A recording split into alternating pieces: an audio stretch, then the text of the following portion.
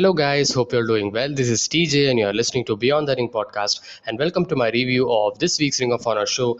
This week, Ring of Honor, we had the culmination of the Survival of the Fittest finale, and we will get into that. Before that, I would want to discuss the Ring of Honor week by week show. Last week, we had a qualifying match between Dan Hudson versus Red Titus. This is a pretty good fun match, and had a little bit story there where Dan Hudson was more cunning and more had speed and quickness advantage, and where Red Titus had more overconfidence, and he had a bit of experience in this kind of matches because he had in this he had won the 2010 Survivor of the Fittest, and so he knows how it goes, and so I had a bit overconfidence there, but initially Red Titus was also controlling Dinosin, but Dinosin was coming back with his speed and quickness advantage, and cunningly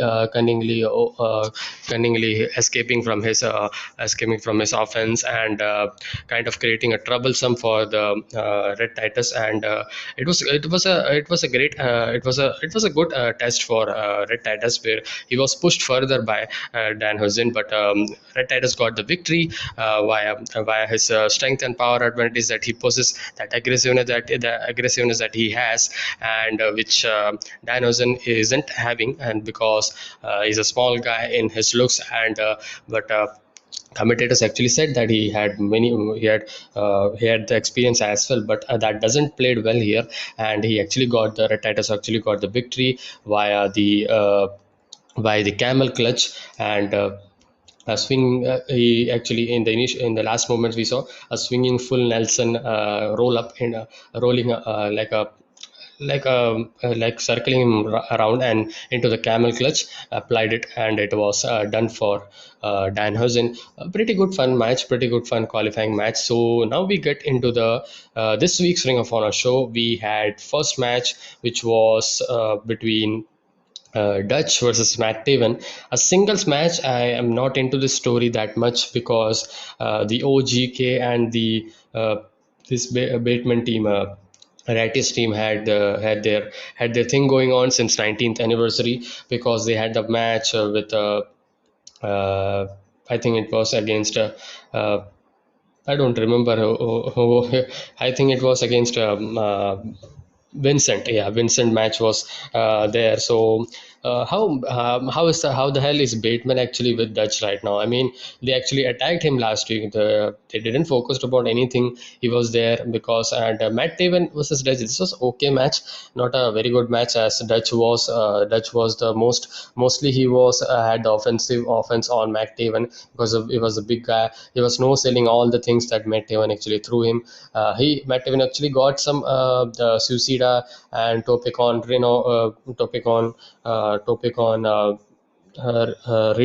on, and but he didn't get the victory, as the Righteous team comes up and actually beats him up, and that actually Bateman attacks him, and that's actually calls to a disqualification. And just to have, because this was not the big match here, because just to have a filler match that they did it. As a whole episode, this was a pretty good episode. Even the finale, even the Survival of the Fittest was not the best, or the very best, or very great, I would say. Certainly if crowd was there, it would have been good, but crowd is coming back at best in the world. So this type of matches actually it requires crowd, because it requires reaction, but then because it did it doesn't resonate well then. This isn't that I want to discuss. So we get into the finale match, and all had their pre-match thoughts. Again, Demonic Flamita, Brian Johnson, Ila Azam, Chris Dickinson, Bandido, Red Titus. These were the six guys who were actually going for the elimination Survival of the Fittest 2021 finale. So this was a back and forth kind of a kind of a, sometimes it was into a kind of a medium gear, sometimes it took a back seat.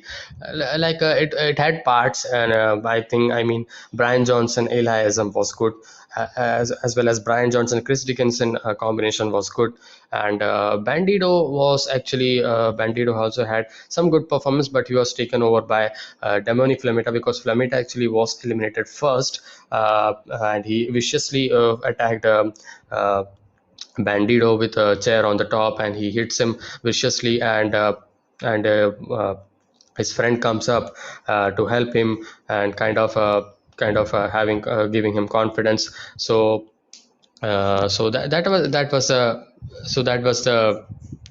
was the thing. Bandito was taken over, took over by Dominic Flamita, and Brian Johnson was continuing this match.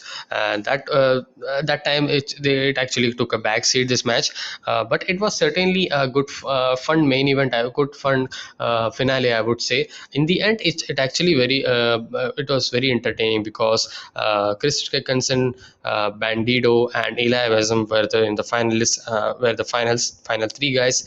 And uh, Eliasm and Chris Dickinson were, as Bandito was laying out in on the ringside, they were having the exchanges, and they were doing the they were having the teasing many finishers by the Eliasm as well as Chris Dickinson. So that was there. So that was fun to see, having teasing something.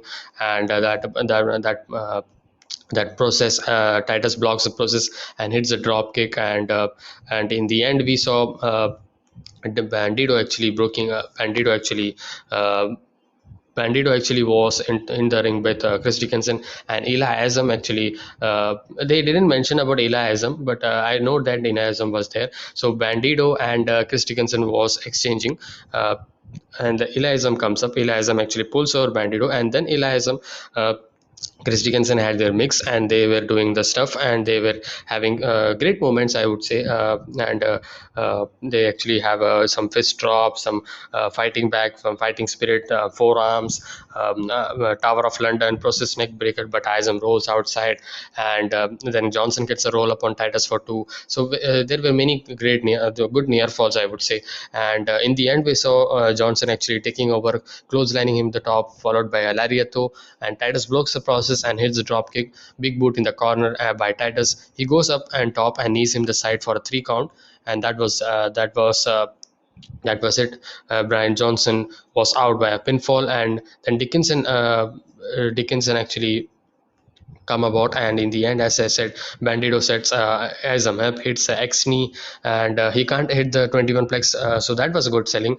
And Bandito Isam had a very good storytelling right there, because Bandito actually sold a lot, and especially the 21 plex didn't got that. That was a good piece of bit of storytelling, as arm gives out Isam with a kryptonite crunch, and it only gets a 2, and Bandito comes with a drop kick, misses in the corner but hits a boot back breaker by Isam, and Izam goes for the brainbuster. Bandito slips out, and Izam goes off the top rope, off the ropes, and Bandito jumps on his back, takes him down into one of those funky lucha submissions, kind of a armbar, innovative armbar. That was good, and he tilted his arm to a very, very awkward position, and that was it. Eli taps off. Especially, I want to say one thing, that the elimination of Chris Dickinson was kind of. I did know that where they are going, because they are telling a story of underdog, Bandito, and Bandito Roche would be a very good match, because they had their own Mexican culture representing them. So that would be a good heel versus face match, and they did establish him as a very good baby face going into the Survival of the Fittest, going into the best in the world, which is on July 11th. So a good psychology match. I would say the storytelling was good, but the initial minutes wasn't that great or something. The top three ending, like Chris Dickinson, Bandit, or Eliasm, that actually had some good moments. So that's why this match actually had actually risen into the pretty good echelon. But then this was not a great or not a great or a very good match or something. But as I said, this one could have been very good match, where crowd if crowd would have been there. It would be a very good match. So next week we are gonna getting Jonathan Gresham versus Fred Hay for the pure championship, and Jay Briscoe versus Mark Briscoe, fight for the fallen. I don't think so. Bandito versus Roosh. I don't think so. Bandito can win it. I don't. I mean, Roosh is now champion for a long time. I mean, yeah. I'm changing my stance, and I'm thinking like there should be a change because Roosh has been a champion for pre-pandemic. So I think Roosh should leave lose the championship to Bandito, and it would be good storytelling there. So uh, that was it, and I hope you like this episode. And what are your thoughts on the Survival of the Fittest finale? And please put it on the comment section below, and please make sure to share it with your friends, and subscribe to my channel for more wrestling content like this. And I'll see you guys in the next one. Peace.